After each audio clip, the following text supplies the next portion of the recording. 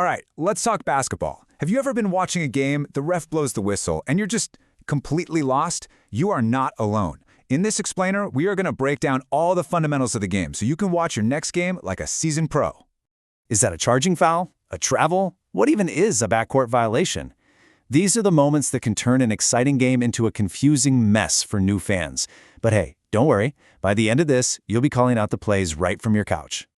So, to really get a handle on all those rules, we've got to start with the absolute basics. I'm talking about the court itself and, the whole point of the game. At its heart, basketball is just beautifully simple. You've got two teams, two hoops, one ball. The mission? Get that ball through the other team's hoop more times than they get it through yours. And that hoop is always 10 feet high, a standard set way back by the guy who invented the game, James Naismith. But here's where it gets interesting. While that 10-foot hoop is pretty much universal, the court itself, not so much. An NBA court, for example, is a bit bigger than an international FIBA court, and that three-point line is farther back. Now, these little differences might seem tiny, but trust me, they can totally change a team's strategy and the kinds of shots players are willing to take. So, how do you actually rack up those points? Well, there are only three ways. You've got the big one, the three-pointer from way downtown. Then there's the standard two-point shot for anything inside that line. And finally, you have the one-point free throw, which is basically a penalty shot you get after a foul. That's it. Okay, so we know what each shot is worth, but how do you actually make them? Well, it all comes down to the most important skill in the entire game, mastering the perfect shot. This quote absolutely nails it. The best shooters in the world aren't just born that way. They're built. The real secret is developing that muscle memory through a reliable, repeatable shooting motion. Consistency really is everything. So, a great shot can actually be broken down into 5 key steps. It all starts with a balanced stance and getting your hands in the right spot. And here's something really important. The real power comes from your legs, not your arm. Then, you want to keep that shooting elbow tucked in and always follow through. Seriously, hold that pose, like you're reaching for a cookie on the top shelf.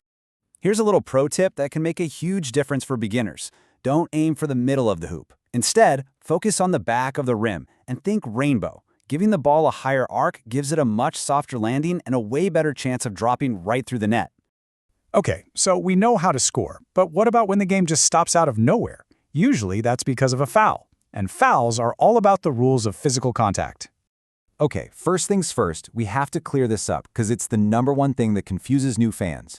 What is the difference between a foul and a violation? Well, think of it this way. A foul involves illegal physical contact. A violation is more of a procedural mistake, like taking too many steps. So a foul is about what you did to another player, while a violation is usually about how you handled the ball. The most common type you'll see is a personal foul. Basically, it just means you can't push, hold, or just run through an opponent to get an advantage. Look, basketball is a physical game, but if that contact illegally gets in another player's way, you're going to hear that whistle blow. On the defensive side of the ball, you'll see these kinds of fouls all the time. For instance, blocking is when you're just too late getting into position and you run into the offensive player. A reach-in is pretty obvious. You're reaching for the ball, but you smack their arm instead.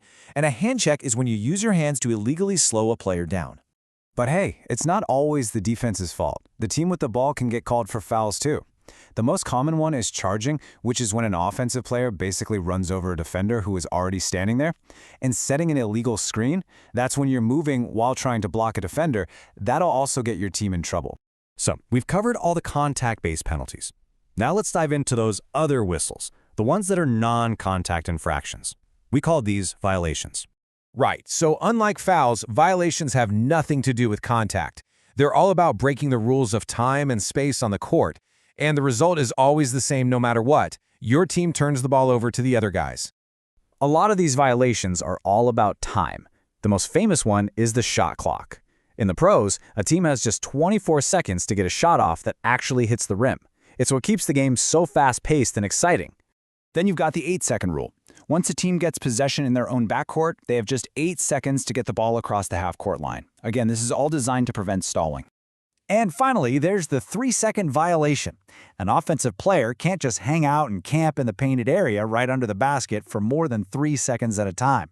The rules are designed to force constant movement. And of course, we have to cover the 2 most fundamental violations that every single player learns on day 1.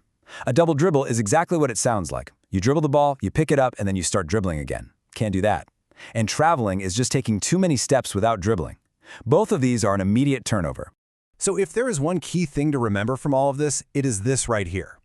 Every foul is a violation, but not every violation is a foul. A foul is just a specific kind of violation that involves illegal contact. If you can get that distinction down, you've pretty much unlocked a huge piece of understanding the game. And that's our breakdown. So the next time you're watching a game, listen for that whistle. Now you can try to spot the illegal screens, the travels, the 3-second violations for yourself. You'll start to see the game through a whole new set of eyes. Thanks for joining me on this explainer.